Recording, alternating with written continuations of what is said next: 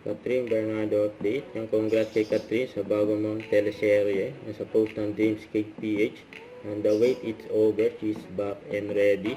The Asian superstar Catherine Bernardo is now ready for her grandest comeback with Dreamscape Entertainment coming soon.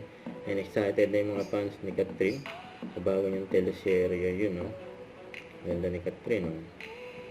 Yan, Catherine Bernardo magbabalik teleserye sa ABS-CBN. Wow, yan pasabog yan.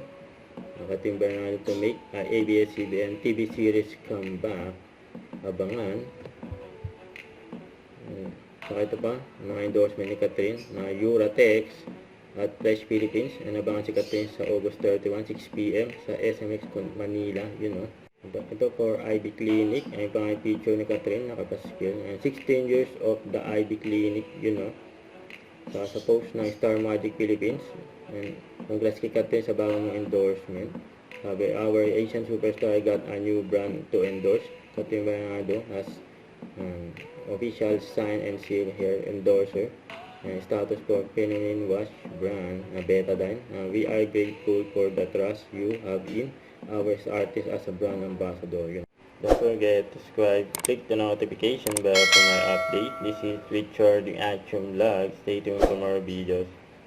See ya.